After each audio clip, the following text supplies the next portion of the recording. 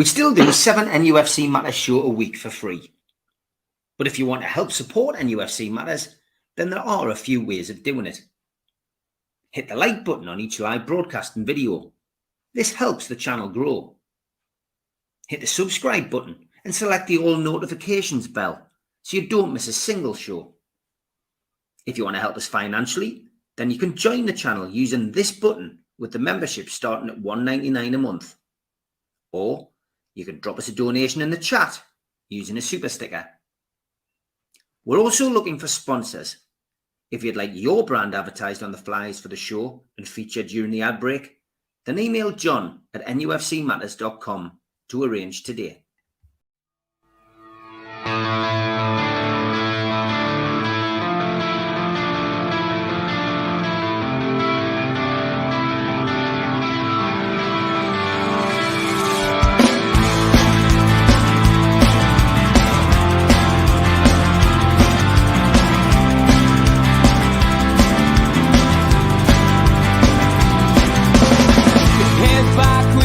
Attack. It feels like I've been talking to myself again, but it's the only way you're ever gonna learn. You look back and it's all in the past. I'm dwelling on the thoughts I cannot say to you.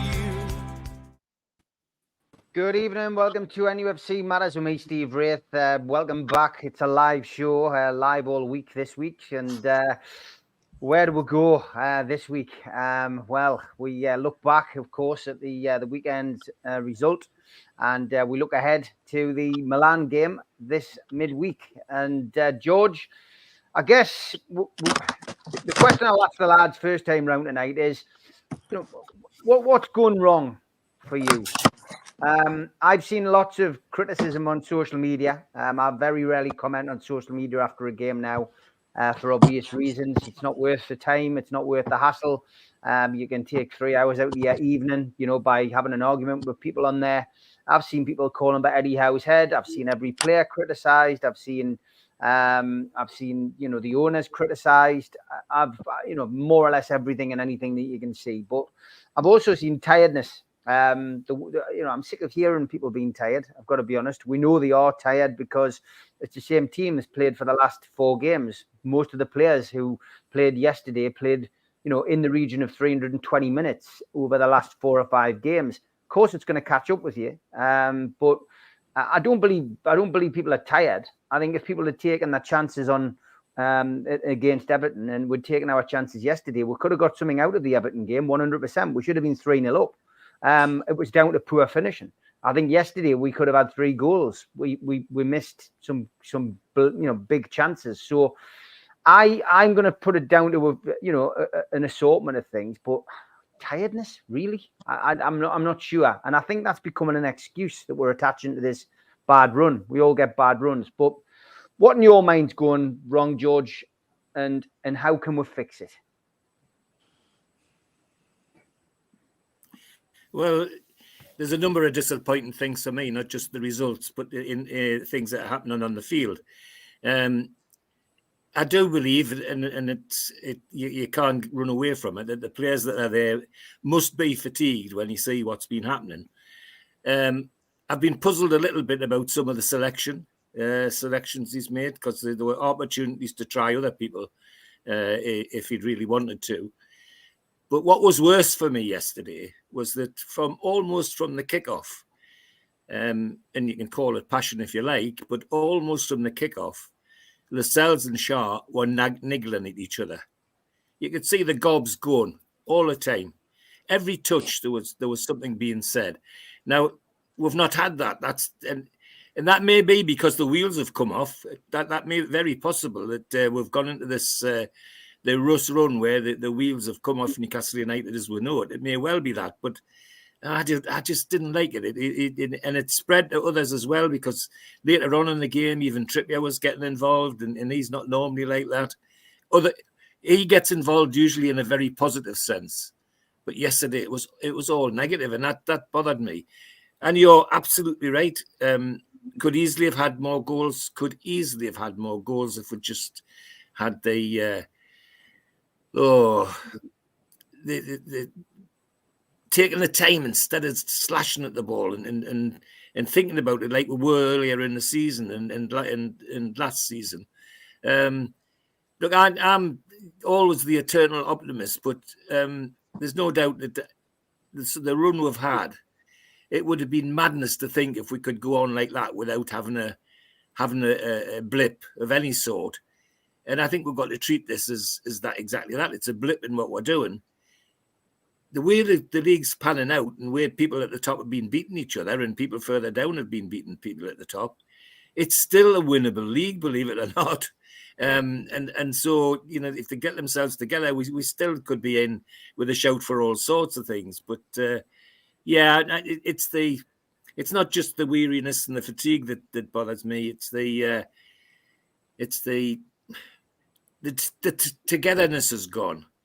Look, now I was hoping, above hope, that Dubravka would take this opportunity with both hands to establish himself back in the team. Not in those 2 games, he hasn't. He'd be looking to be my number 2 if it was up to me. So, you know, you cannot legislate for things like that. You think the guy's going to come in and play his socks off, and he doesn't. There's others. You know, what worries me as well is that when you get a bad run like this, what I don't want to see is the weight of the world going on young Miley's shoulders, because that would be an absolute bloody disaster. It would kill the kid. So they've got to protect him a little bit. And thing about bringing in some of the guys that have not had a shot, he seems to have taken against young Hall for some reason. Yes, he had a bad game, but he didn't seem to be keen on slipping in the side. So yes, the mixture of things, Steve. But I don't dismiss the fatigue thing. I think the fatigue thing's very real. But he's had opportunities to change things a little bit and never taken them, and that puzzles us as well, because he's usually immaculate on how he sets things up. But on this time he hasn't. So. Let's take it as a big blip in what's happening, but we've got to put it right. Otherwise, we'll suffer even more.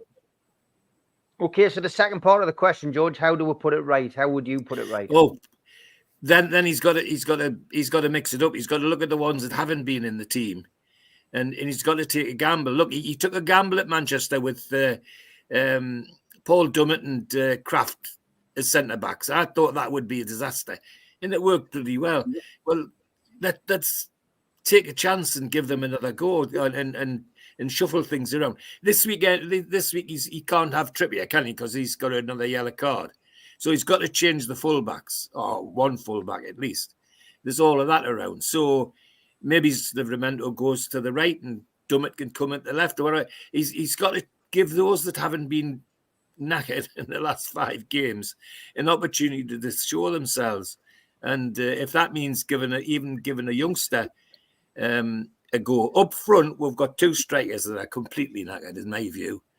Isak's hardly put one foot in front of the other. He looks so out of fitness, and because Callum Wilson's just coming back, so why not risk one of the kids? Those kids that were flying around like blue flies against Dortmund against Chelsea at the end of the game. Give one of them a go. You know, they take a chance. He's got to take a chance. It's no good saying it's all injuries. Yes, it's injuries, but you sometimes have to take a gamble to get over things like that. And who knows, he might produce another star. So that's what I'd be doing. I'd be mixing it up and making sure that the players that haven't been knackered, then I'd be putting them in and taking a chance. As I say, you took a chance at Manchester. Well, do it again. Do it with somebody else. Okay, Darren, same question to you. What do you think's going wrong, mate? And how would you fix it? We've lost last 2 games massively bad, but I'm still a positive person. How far we've come in the last 2 years, and we're still like, well, for the last 2 games, it's everybody's in uproar and panicking. 2 years ago, we're losing 4 games in a row. But we just need to get a grip ourselves and get togetherness. Like you see, the squad's probably down on morale a little bit after the last 2 games losing. So we need to get but again, have a team talk and have a meeting, see how our lads get together. We're better on this and let's go forward. Yes, you need to change it up. I'd agree with you, but it's hard to change it up when you've got the best part of your players out injured. Yeah, we got these young ones gone. I don't believe we bring like the youth on the pitch. Tottenham's on the mug. They're a good team, so I wouldn't risk a young one against Tottenham. But again, and Everton and Tottenham know how we play after last season, so they're matching right. We know these are physical. They know what on the front foot, so all the teams now know how we played last season, so they want to try and match us. So they're going to be more physical, as more on our touch.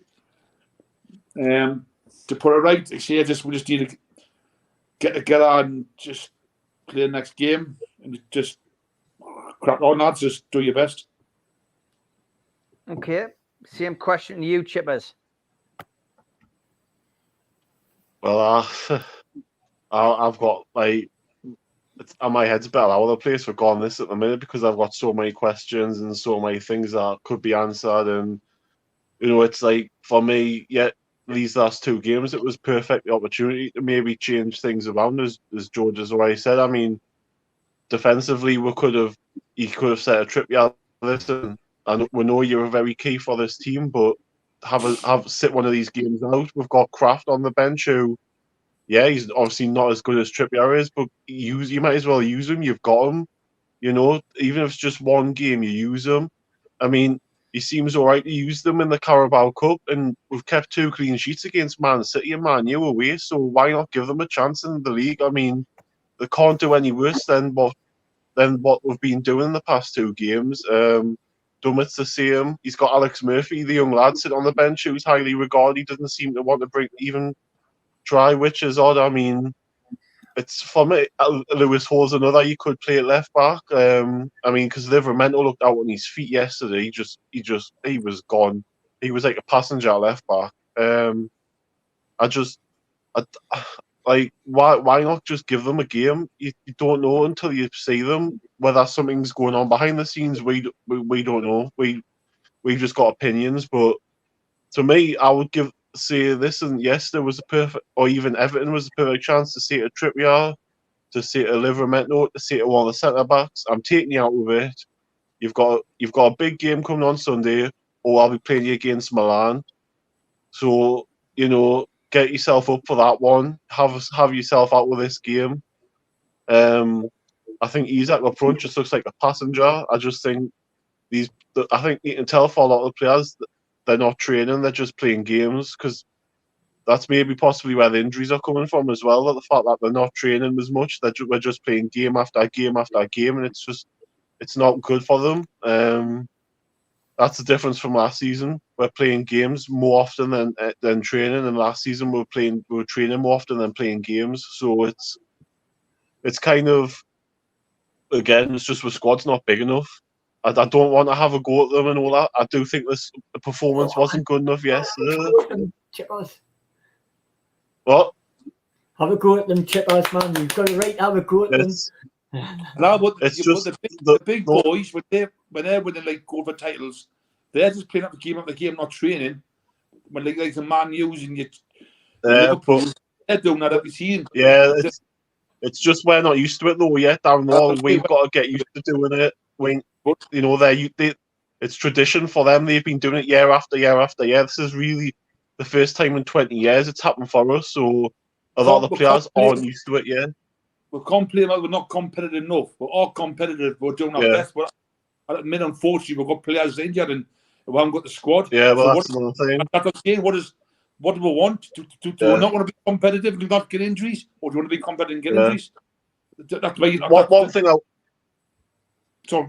I will say on this is, if this was happening at a Liverpool, a Man City or anything, do you not think they'll be right into the Premier League? They try and get emergency loans in or try and get their fixtures postponed until they've got more competitive squad to use. Because you know, it's like whether like it just seems that for me they would be trying this. Like he had Klopp last week moaning because he's got a 12:30 kick-off because he's 48 hours or 72 hours after his game. Like, look, Jurgen, we've had 72 hours between Everton away and this game. So, you know, you didn't see Eddie Howe complain about the kick-off time straight away.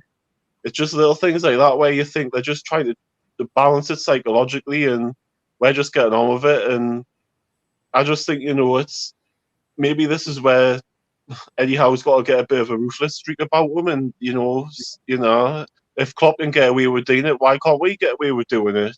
It might not be great on the eye, it might not be a great thing, but you know what? Fight fire with fire. Nice guys don't win anything. Unfortunately, at the minute, we've got to be a bit more ruthless. And I think ultimately, again, I've said this a few weeks ago, though, but performances like this, sometimes I won't judge as harshly because it's not our full strength team. So until we get ourselves a full strength team out, I think personally a full strength team in the last 2 games takes at least 4 points. Simple as that. You know, we took 6 points off them last season with full strength team. So, you know, but again, if buts, maybes, you know, I don't want to. I don't want to have a go at them because of what they did last season and that, because it's hard. It's hard to like lose your rag or anything like that because of they worked so hard last season and got us, you know, top 4, and it's just one of them things where, you know, I said to myself the other day, I said we're gonna get thumped on Sunday because of the like. I think the mentality matter more of anything of 2 games in 72 hours, and it's the same team. And I think that's in the players' heads now that they know that these players are playing for the next 3 or 4 weeks, and they don't know when they're going to get a rest and things like that. But that's in their heads, I think, and I think it'll be a case of it's got to get out of their heads. It's got to get out onto the pitch that they're playing football. But it's a difficult one for me. It really is. It's a difficult one to lose me rag, or a difficult one to not say, oh, this could have done better for me, or, you know, it's just an opinion. But again, I think Howe could have rotated the team in the last couple of games, but this is where another thing where his loyalty comes into question, possibly, of he's loyal towards some and not others. But that's just my opinion. Other people agree and disagree, but hey, it's one of them things. We're still 7th in the league. We're still, you know, we're not far off qualifying for Europe again. I mean, we're not far off. Was it 13 points from 40 points, Alan? So we're not far away from safety. So you know, we'll get in there. Okay, Barry, your thoughts, please. It's a hard one, isn't it? I mean, you look at the way we're playing. I mean, obviously the Chelsea game, the Man U game, we played out of our skin. Eddie Howe's forward play with added pace, which was outpacing the teams that we've been playing against. And then we had the last 2 away games and we've struggled. But looking at the squad that we've got and the injuries that we've got, we're going to struggle at some stage. I mean, Trippier, for me, I would never drop Trippier. I think he brings so much to the team. I mean, he's the best right back in the country, easily for me. And yes, he's had a couple of off games, but what he brings attitude-wise and the passion-wise he brings to the squad. Don't get us wrong, I love Livramento, and I think eventually he will take over from Trippier. I think Livramento had a bad game. I do think we're rushing some of the players back too soon. I think Joe Linton wasn't quite ready to come back, and he was straight back in the team the minute he was classed as being remotely fit. Isaac, I don't think's had a chance to get up to speed. I think as soon as he was anywhere near, he was straight back in the side. And we haven't had that option to rotate. It's blatantly obvious that we need another striker from somewhere. Because, yes, Wilson might be on his way back to fitness, but at what percentage fitness is he actually at? He's come back from quite a decent length injury. Is he going to be fit to take over from Isaac, who might need a small break? I don't know. I don't think he was ready himself. I think there's a lot of games going on. I do agree with the thing about Murphy. I think Alex Murphy looked class. I don't know why he's not getting a game. Hall, I don't get either. I think Hall, if he didn't want to play him in the full pack positions, is more than capable of playing in other areas of the pitch where we are struggling for players. And he's had a couple of bad games, but he's a young kid who's still learning. He's improving all the time. I mean, it could have gone that way with Miley, and touch wood, it hasn't. Miley's looking absolute class, but it could have gone the same way. I still trust in Eddie Howe. He's going to turn us around. I think we're 2-3 weeks away from the transfer window in January, where you know for a fact with the owners that we've got, if there is a chance we're going to struggle for European qualification, they're going to spend money. I don't care what anybody says about us not having money to spend. All the stories are going around again. They will invest in players for the team, whether that's younger players or more experienced players to get us into European competition. So we've only got to matter for another 2-3 weeks, and we do have players coming back. I mean, I dreaded saying this. I said this to somebody the other day. We've got the Champions League coming up. Would it be better if we dropped out the Champions League and got ourselves sorted in the league and cup competitions? I personally think it wouldn't be such a bad thing if we ended the European competitions now. It gave us a chance to get ourselves sorted, go for a trophy. We're not going to win the European Cup anyway. Yes, I'm not saying we wouldn't have a chance in the Europa League. We may. We're not, Alan. Be realistic. I'm not being negative, but how we? There's far better teams than Dortmund in the European Cup, and we couldn't have beaten Dortmund in a million years. We're not there yet. And that would give us the break. But I think we probably will qualify for the Europa League, but then that means we're going to play even more matches because they've got more matches taken over. But the sooner we get into January, the club invests in players. I think they'll positively bring people in and we'll have players coming back. And this will all be forgotten about. Anybody who turns around and says Eddie Howe should go now just wants to go and support another club. Can support the Mackhams. Yeah. You don't deserve to be there. Just, nah. It's a Southern Press, Barry. It's a Southern Press. It's 12-1 to get the sack, Yeah. It's the Southern Press doing that. And rival fans, he's the best manager we've had in donkey's years, Alan. I would have said he's above Keegan just for his attitude and his ability to bring the players on. I think he's the best manager we've had in my lifetime. He wins with a trophy, Barry. He wins with a trophy without it out ears. Got to get that trophy first. Yeah. Spenny? Not going to stop now, can I? Why I? How did he get in front of me? Right, it's hard to describe yourself getting annoyed, really. But you can't blame tiredness on them games at all. The team isn't tired. It's all mentally. It's all mental in their heads. You go on in the press, and players keep saying, if you play 3 times a week, you won't cope because you're tired. It gets in your brain. It gets in the fans' brains. And just blaming the scenario of tiredness. I agree with George. There's something going on in that defence because 3 or 4 games ago, I watched Trippier bollocking Lascelles and they had an argument on the pitch. And now Shah's getting involved with it. There's something wrong with them 3 together. For my preservation, though, as well, Lewis Manny, I love him watching him play, but I think we, defensively wise, a bit weaker him playing. For me, I think we should go with Longstaff. He protects the midfield. He protects the defence. Marley's not a defensive midfielder. Bruno's is doing both things at once. We need someone there to strengthen that midfield because most of the balls that's going in, we're getting buried in the middle. For me, Longstaff will be the way to go. And after that, these things here change on the training pitch. It starts on the training pitch. We never had any training sessions because of these days off. I don't think anybody's picked up on this because the team isn't training as much as they used to. And he's not getting his word across on the training pitch to them. Maybe that's affecting the performances as well.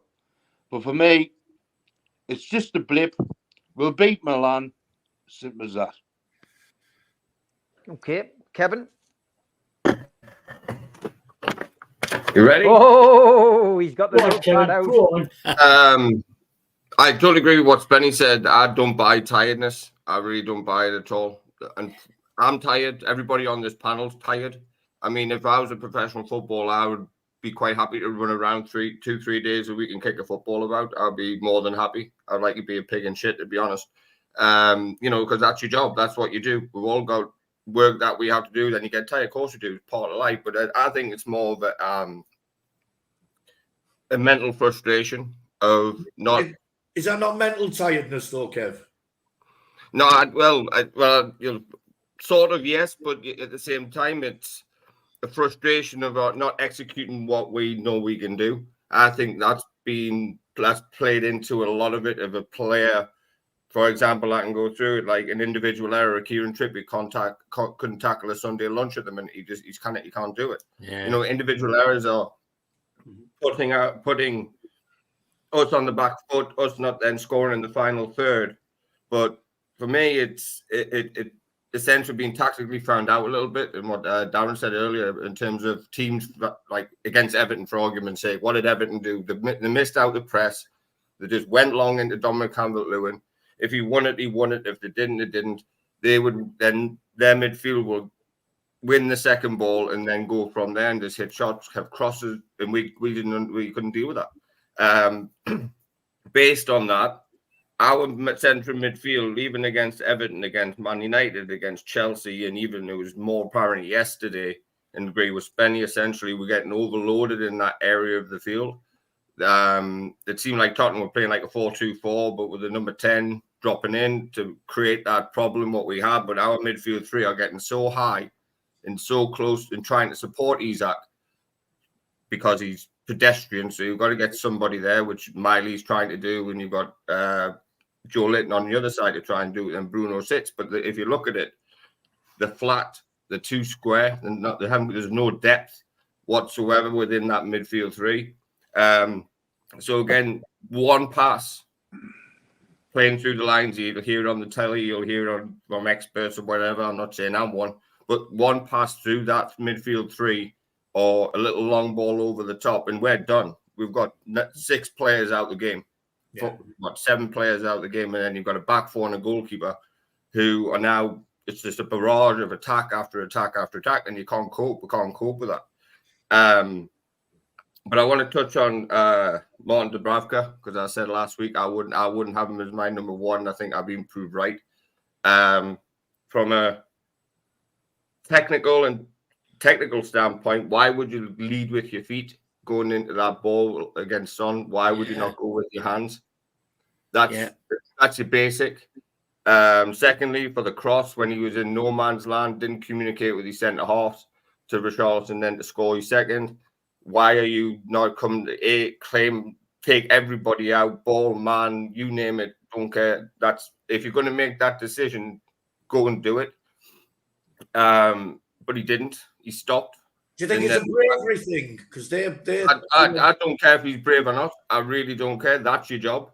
Go and if you're coming and you're calling to come and collect this ball, you clean everybody out. That's what I tell my goalkeepers to do.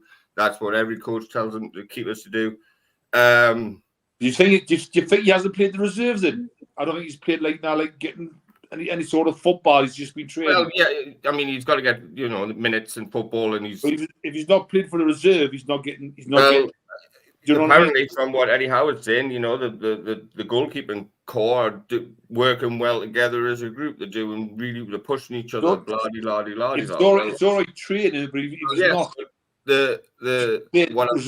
he's not. What I'm trying to say is what I do and what I hope they do is make the training methodologies to where it's real, and to make it like a game-like scenarios and things like that. You can do millions of things about it, but again, that's my opinion about that. Can I just say something, Kev, about what you're on about goalkeepers there, mate? Sorry to interrupt. Yeah. Goalkeeping coaches is fault here. Paul can't kick a ball out his bloody hands. Can't kick a goal kick. Dubravka can't even save a shot when there's a player coming here with his hands. He uses his feet. The only problem is the way they're getting coached and told. It's the goalkeeper's coach's fault. No one else's. And even my missus was saying that she was watching it with it yesterday, and she was panicking when he was, every time there was a shot going in, it looked like he was not flapping at it or whatever. He was just very antsy, a lot of anxiety in there, which look, I understand, and there's a shot coming in at you, blah, blah, blah. But even she noticed that of his demeanor, his way he plays. And I said, I'm not comfortable with it at all. He's always been like that, though, hasn't he? Yeah, he's quite flamboyant, and that's a bit of a worry and a bit of a problem. That's from me. That's just how I see it. To fix it, go back to basics. Just go back to basics. Pass the football around, control games by the way we play. Yes, that's a lot of energy. That's a lot of output from players, but just go back to basics. Win a tackle, win a header, play a 5-yard pass, pass and move like we have done, but do your basics well, if that makes sense. Let's not get overcomplicated of how we want to play. Do like what Everton did. Go back to front quickly, and then we can support and put the onus on the other team. But yeah, that's what I would do. Just go back to basics and have pretty much a reset of how we go about it. Because again, I think we've been found out with a little triangle ball into Bruno, the ball over the top for Mickey to run onto. That's been sussed out because they'll just double up and they'll follow the run and things like that. It's just we need to reinvent ourselves somehow.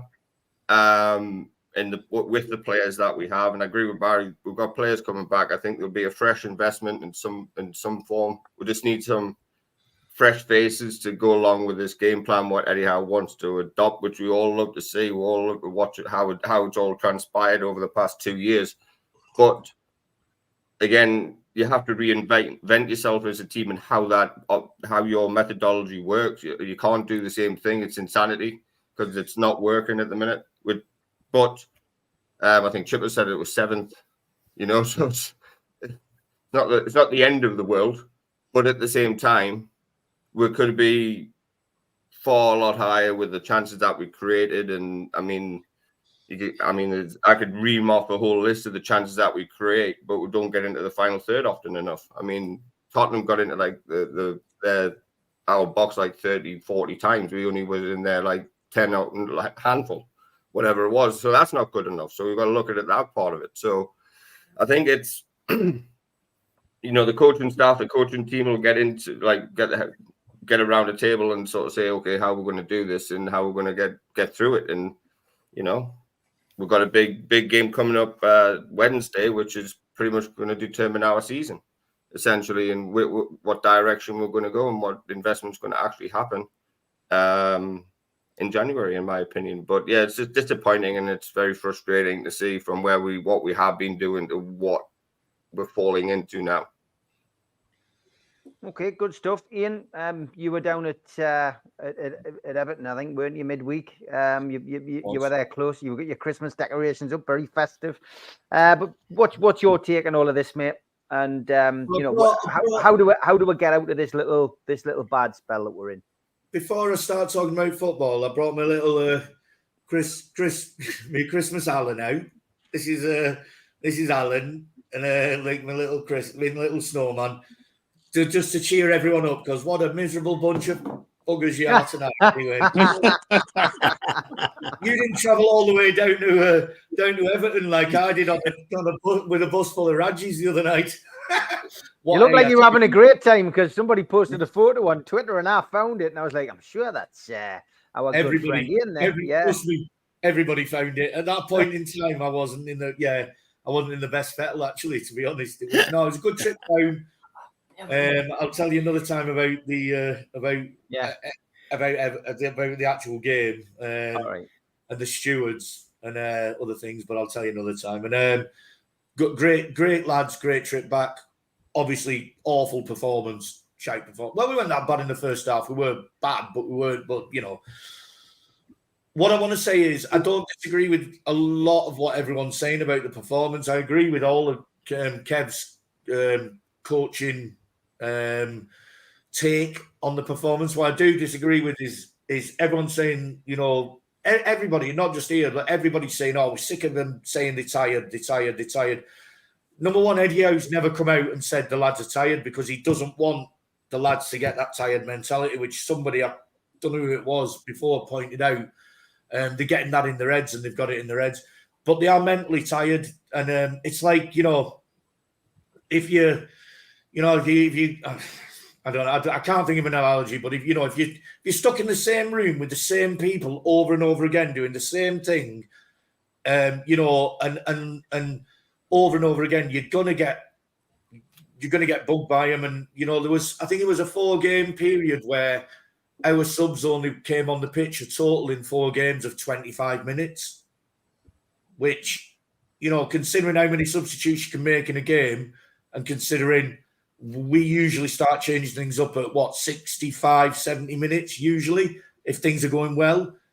25 minutes over 4 games proves that we haven't actually got, we haven't had many players to bring on. For me, Trips, he was out on his feet. You know, he couldn't pass wind. Like, he was awful the last 2 games. You know, he has been terrible, and that's not Trippier, you know. For me, I'd take Trips out. I would take him out. I would bring Lewis Hall in.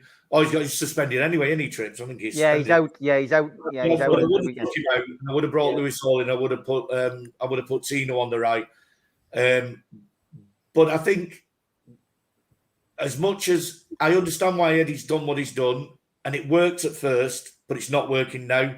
And I think we will see on Wednesday a change. And we might all look at the team sheet and think, oh, bloody hell, what's going on here? But the reality is, you put those lads out and in the situation they're in, and we aren't going to win. We're not, you know, they couldn't, the basics that we're good at, like, you know, everyone's, oh, not everyone, people are saying we've been found out in the 4-3-3.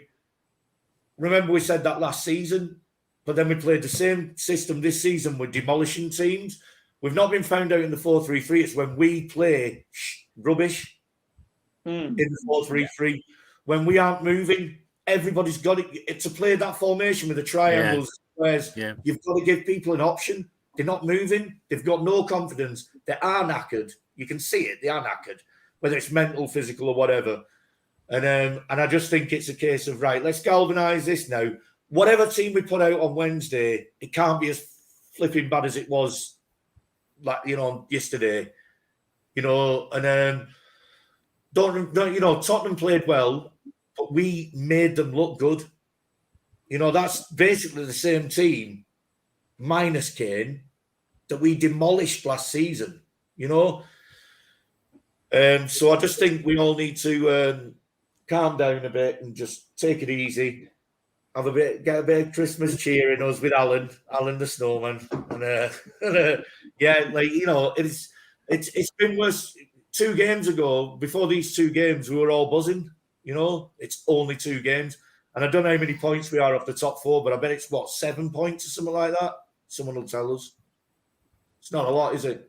No, I mean, the results have gone our way. There's no doubt about it. You know, I mean, like, we're nowhere near, you know, I'm not going to say the quadruple's still on. I've been saying that tongue in cheek anyway. But ultimately, you know, because of the way that Manchester United have been, you know, dropping points, the only team that's been picking points up has been Aston Villa, and they're on a good run at the moment. But ultimately, Newcastle are still within touching distance of. Remember, Steve, Tottenham were on the greatest run ever. They were the best team for the first 3 months of the season, then they lost 4 in a row, whatever they lost. You know, Aston Villa aren't that good. They're a good team. We've got a good manager, but they're no better than us. They've just not got the 12 injuries.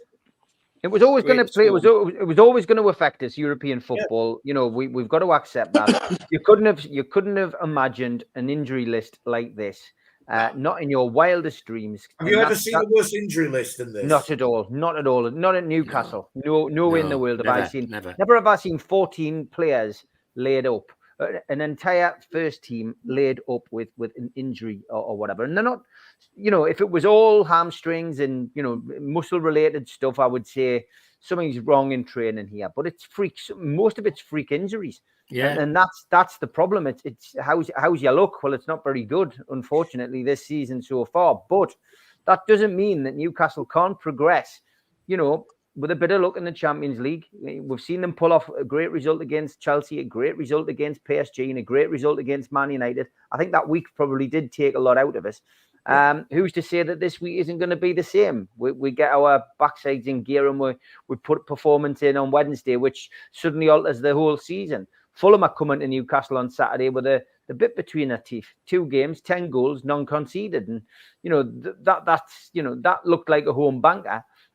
Looks a tough game at this moment in time because of the way we're playing. But it's all just Bank it's all still set up. It's all still set up. If we can get through by hook or by crook into the Champions League group stages, the knockout stages, sorry, and then beat Chelsea in the Carabao Cup, things do look a lot brighter. And then move into January, bring in a player or two, and essentially pick up your league form. You know, the season's, we've still got a hell of a long way to go. There's just been far too many dramatic reactions for me on social media, some ridiculous reactions, and some of them from people who should know better, some of them from people who maybe have just come along in the last 2 years. But you know, everyone's entitled to their opinion, but it's why I keep off social media. Alan, last but by no means least on this particular subject, thoughts on what happened in the last 2 games since we last spoke? It's one word, lads. Chances taken. If you remember both games, lads, if we had scored first, the mental state would have been far better. If Amran had scored or Isaac had scored in both games, lads, that's where mental tightness comes in. If we had something to hold on to, there wouldn't be that mental tightness. It's about chances and the quality in the squad. Eddie Howe hasn't played his subs. Does he trust them? And I'm talking about Richie and Dummett and dare I say Lewis Hall at the minute, because he hasn't played them. So, you know, he's played lads for 90 minutes for 5 games now, and everybody's saying they're fatigued and tired. Well, if everybody knows that, including the manager, why hasn't he changed it? So I do think the front three, Amron, Isaac and Gordon, have been anonymous, to be honest. And Isaac, to me, seems as though he's still worried about his injury, his groin injury. He has been like a tortoise the last 2 games. So the squad depth, and it's been proven with all the injuries, has found it out. So as you may imagine, Barry told Paul the postman, I'm not negative, because I thought we'd get beaten these 2 games. If you go back, I thought we'd get beat off Everton and Spurs. So I'm not disappointed. We're 5 points better, including the Champions League game, better than I thought we would be. It's how we regroup and support the lads now. I think the next game, I'd slightly disagree with you, Barry, about Champions League and being out of Europe. I'd love it to make Champions League because it's our brand, lads. We've got to get the brand out in Europe and be better. Or even if the Europa League, because players in January will be thinking, oh, well, then the European, and we can get better quality players. Yeah. So I believe it's all to play for. They've got to regroup. You know, I could, like Chipper says, I could go on about the new favourite Lascelles and people like that, but I won't. Because we all know at this level that ain't good enough at the top end of the league. Dubravna, Lascelles, we name them all the time. They're not good enough at this level.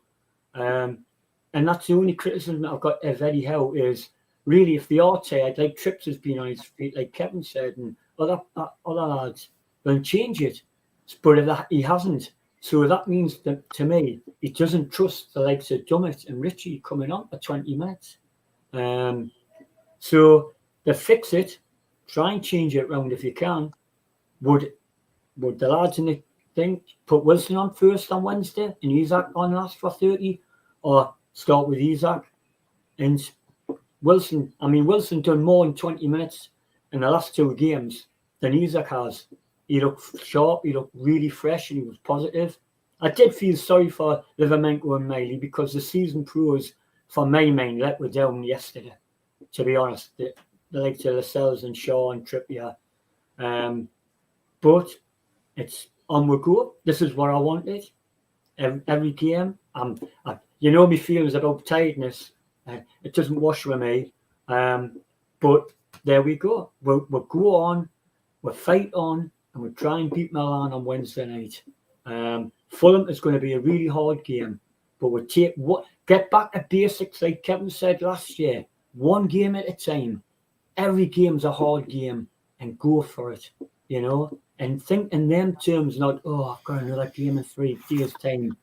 If I felt like that, lads, I used to do, again, personally, I used to do 90 to 100 mile a week training. It's hard work in a 12-hour shift.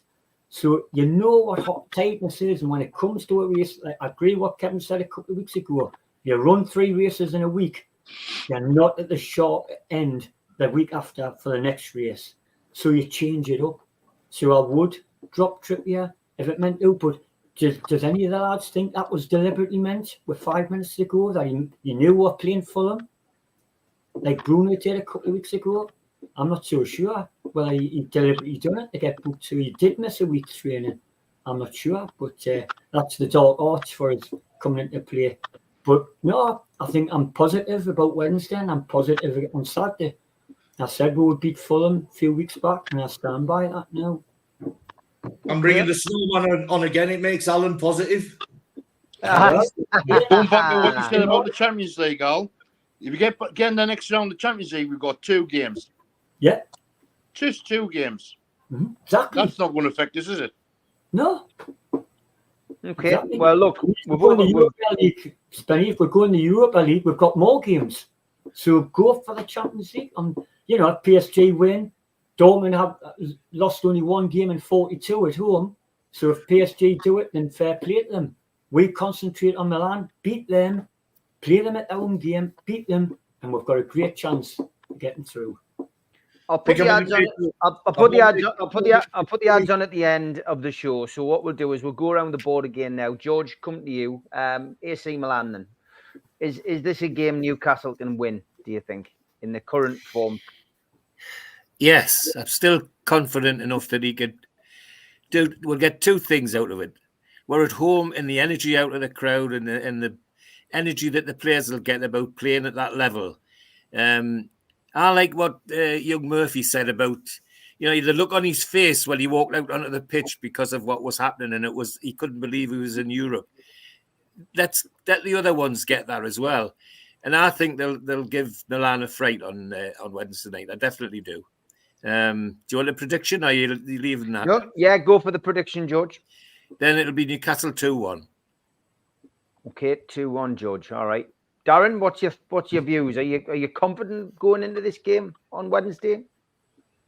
Yes, I think the players will be angry, a bit hurt. They got beat the last 2 games, and they want to put a show on. And I fancy a 2-0 win on Saturday. Quite comfortable. Okay, 2-0 win against Milan. Yeah. Yeah. Okay, Barry, what about you? I'm going with George. I think it'll be 2-1. I think at home with the crowd behind us, I think we're a different team. I think that lifts us regardless of what's going on away from home with the players that we've got. And I think, like the guys have said, they're going to be all out for it. This is what they worked hard for last season to get to the Champions League. So, and like Alan said, we've got to try and win our result and see what happens with PSG in their game. I don't think they'll beat Dortmund, so it's all there to go for. As much as agree with Spenny as well, there's only a couple of games left if we get through at the Champions League, so fingers crossed 2-1 at home. All right, positive predictions, lads. Chippers, are you as positive as the first few lads? I'm going to be positive, but I think it's going to be brown underpants night time. I think because I think there's going to be a few ups and downs before that. I think it's going to be a roller coaster night. I've got played out in my head that we're going to be losing 1-0 at half time and PSG is going to be winning at half time, and it's going to be a case of we're going to have to, as the Steve Busnadias, roll our sleeves up and get ourselves down and dirty for it. And you can't be thinking about PSG in your own game. Yeah, that's true, but this is how I think it's going to happen because of how the group's gone this season, and I think we'll come back and win 2-1, and we'll win it in the last minute of the game, and I think Dortmund will win later on against PSG as well, and I think it'll be one of those nights where you just think, did this just happen, and have we qualified, and you'll have to soak it in because it might be a while before we'll have them again, but. Yeah, I think we'll win 2-1. I think Dortmund will be PSG 2-1. Okay, Kevin. Well, no Champions League games needs a game, but I think since we're at home and both teams are coming off a defeat this weekend, I just looked at the league table. They're the best of the rest in the Italian division. They're like 10 points off top or 12 points, whatever it is. So like they're the best of the rest, but. it's going to be obviously a difficult game. Like, I agree with Darren in terms of you can't worry about other teams' results. But I remember standing there and at Feyenoord when we had to get a result at Feyenoord and we won it 3-2 and results went our way that night. And that was not a very nice place to be in. So we can only do what we do. I think, well, I'll put my head above it and I think we'll go and win 3-1. Okay, 3-1 for you. Spenny? You're on mute, mate. You're on mute. 3-1. It's the Ladbrokes derby, in it, so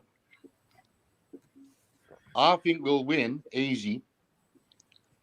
They won't like playing in the cold, wet St James's Park with all the Geordies singing. We'll get 3 or 4, and I think we'll win 4-0. To be honest, I'm very positive. I'm not impressed with Milan. They don't travel very well. That's my prediction. Okay, Ian. Oh, I'll take my comment back that I've just put in the private chat then, Spenny. Yeah, I did see that. I think we're going to. I always thought we were going to beat them. I don't know whether it'll be enough to take us through, but I hope it is. But I think we'll beat them. I think it'll be our game. But I'm going to go with Kev. I'm going to go 3-1. I hope we score first, because when we score first, that's when we come alive. You know, it opens teams up. And bloody hell, we need to start scoring again. Because I look forward to this. This is like Monday, 6 p.m. I'm like buzzing. Yeah, let's get on. And use lot. I'm like bloody slitting my wrists today. You know what I mean? Especially you, Spenny. You're miserable. What's your tattoo saying? Miserable? No, I'll not say that. I hear people who have Adolf Hitler haircuts and have a coating beard. I'm bringing my skinhead back. I'm telling you, I've so much shit. Honestly, it's been nice working with you. You went for the jugular there, Alan. Alan, what about you? I think we'll win 2-1. Don't forget, lads, Milan have got a lot of injuries as well. A lot of injuries. So I fancy it tomorrow, funny enough. Unusual. But I do fancy it to win 2-1. And it'll depend on the PSG result, whether we're absolutely dancing on the season or not. I do. I think we'll win 2-1. So I'm quite happy. Going into it, you've got to be positive. The crowd behind you. And like Spenny says, a cold Wednesday night in the northeast is not everybody's cup of tea. And I think the crowd will be up for it. And, you know, I just think, don't forget, lads, Milan need a point to be in Europe themselves. If we draw, they're out and we're in the Europa League. So they've got to come to us. So that's how I'm looking at it. And I think we'll win 2-1. Okay. Still got about 6 or 7 minutes left. De Gea still being linked with Newcastle. But at the moment, Dubravka's in the sticks because Nick Pope's out for 4 weeks. A few people saying it might be time to give Karius a run out. We're going to have to play him at some point. I mean, we can't keep him for the off chance that we'll get to the Carabao Cup final. So, George, Karius, do you think he's going to feature at some point? Well, it can be worse than Dubravka's been in the last 2 games. I'm really disappointed with him. I thought he would take this opportunity with both hands. The only thing he's done with his hands is drop the bloody ball every chance he gets. He certainly hasn't taken the position with his hands. So, yes, I'd give Karius a go. He's better looking anyway. He's better looking. Darren? Yes, I would. I kind of agree with George. Dubravka has been a letdown the last couple of games. Hasn't took his chance. He hasn't proved anything right. The only question is he doing anything? Is he getting first team? Is he playing the reserve? Because that's our real question. It's already training, but you need some sort of match practice if you're not getting first team football. Yeah. So okay, so you'd give Karius a chance? Yes, I would. Yes, I would. Okay, Barry? It's a hard one. I was reading a lot of the stuff that's gone on in the chat, and it was a story that I'd read that Dubravka's carrying an injury. He's got something wrong with his shoulder. I don't think he's 100%, but I do think he's got more faith in him than he has Karius, which would explain some of the hesitation that he's had potentially some of the things he's gone for in the last couple of games. But for me, Karius is a reasonable goalkeeper, and I'm a strong believer if you have any worries about somebody not being 100%, you don't play them. Yeah. The potential then is you could make it 10 times worse. And then we have Karius and Gillespie as the only two goalkeepers on the books. But I like Dubravka. I have been really disappointed with him since Pope's been injured. So part of it is hoping it is a knock, and it's not obviously his lack of form. But I would give Karius a shout. He's got something to prove at the club. He's got to prove that the cup final isn't going to be the only memory we have of him. Hopefully, that he does play some good games. So why not give him a shout? Okay, Chippers.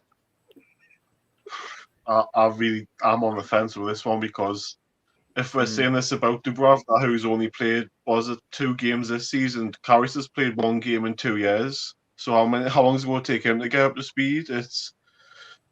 We're in a catch-22 here, because our number 2 and number 3 keeper are hardly players. So I'm on the fence with. I agree with a bit like Darren is. Match practice wise, is how long is it going to take him to get up match practice wise, as opposed to anything else, because he hasn't played any reserve football or anything. So that's my only doubt. That's my doubt with Dubravka as well, as he's done nothing. He's only played the Man U League Cup game, I think, and that's it. So yeah, I'm on the fence with it. I'll support him if he gets a chance, but again, I'm on the fence with it. Unfortunately, I can't say yes and I can't say no. Okay, Kev. I would play him. I would have played him against Everton and Tottenham. That was my shout last Monday. You did say well. You did. So I think he's a better goalkeeper. I think he's more composed and more of a presence, regardless of game time, regardless of all of that. And I can talk about all of that sort of crap. But he's professional footballers. They know how this wheel works, and you know which way it goes round. They're not stupid people. They're just maybe not performing at the levels what they're expecting to. But I think he's overall a better goalkeeper, in my opinion. So I would go from here on out and give Karius a run. Okay, Spenny, would you? I'll bring back Beasley and put him in goal. No, I'll have Karius. Karius in, because he's got a ponytail like me and long hair. But going to the point, he hasn't any game time, Sam. I don't think he had any game time in the final for the League Cup final last year either, but he was put in. I think Karius is the option for me. I know I bulled Dubravka again in the team instead of Pope, but obviously I've watched him play and his heart's not in it. For me, I think he wants to be aware. Mm-hmm. So for me, I will put Karius in. Okay. Ian? Yeah, I've unfortunately got to agree with Spenny on this, unfortunately. The only thing I won't agree with is you haven't got a ponytail, that's just your hairy back. You know what I mean? Where does a ponytail start? At your ass crack? You know what I mean? Anyway. Told you before, don't talk to me how big my tail is. You keep going follows in the toilets. Stop it. Hey, I can't help myself. I'm not finished here, Steve. No. Well, you're diverting away from the question, so go on. I would say what I wanted to say is Karius in the League Cup final didn't ship 4 goals and 3. You know what I mean? He didn't ship the goals and he didn't make 2 mistakes that led to 2 goals for me. I thought he did really well, actually. He's not. Let's be honest. He's not Nick Pope, but none of them are. So we either get a new goalkeeper in or give him a chance, because he was good for Liverpool until he got concussed. People forget that. We've talked about it loads of times, so I'm not going to bore on about it. But I'd go with Karius. Sorry. No, that's fine. Good stuff, Alan. What about you, Karius? Give him a chance. I'm like Chippers. I'm on the fence with this one, lads. It's a manager's call. Yeah. I'll go with Karius, but it just means it undermines Dubravka for the rest of the time. His confidence would be shot if he was dropped. So I'll go with Karius. I'll go along with the lads. They've twisted me arm and put him in. Serves him right for pissing off to Man United, doesn't it? True. Yeah. And That then definitely hangs over him, that one. Definitely hangs over him. Yeah. Okay. I still think there's half of them still at Manchester United. Yeah, I would agree. Okay, the clock's beating us. Tomorrow night is Geordie's here. Geordie's there at a slightly later time of 6:30. And we will be back at some point on Wednesday, just confirming the show. Thursday will be 6 o'clock with Supermat and Gibbo. And Friday, live, the Amigos at 5. Good to have you on, guys. Take care. See you all next Monday. See you all, lads. A big thanks to all our sponsors. Skips and Bins. Keep the faith. Telephone 0800 25 45 25 3. Email inquiries at skipsandbins.com. Website skipsandbins.com. Easy contract, free and pay-as-you-go waste collection. Thanks again to Mr. Vicky's Sauces, handmade in Cumbria. If you'd like to order some, then give them a call on 01768 210 102. Go to the website, mrvickys.co.uk, or drop them an email, info@mrvickys.co.uk. A big thanks to United Group Travel. They're a family firm based in Morpeth with pickups throughout the Northeast. No strangers on our tours, just people you haven't met yet. They've got a presence on Facebook and a website, unitedgrouptravel.com. If you want to make a booking, give them a call on 01670 632 460 or mobiles 0791 666 4174 0795 71 41654. Thanks to Darren Baldwin Funerals, independent funeral directors. Let us look after you in your time of need. They're based on Old Durham Road in Gateshead, and you can contact them at their website, darrenbaldwinfunerals.co.uk. Email darren@darrenbaldwinfunerals.co.uk or give them a call, 0191 478 2730. A big thanks to Media Arts for all the help with the technical side of things. And a big thanks to New Workwear. You can find them at newworkwear.com. If you want to help the channel, hit the thumb up to subscribe, hit the subscribe button, and share to your other social media.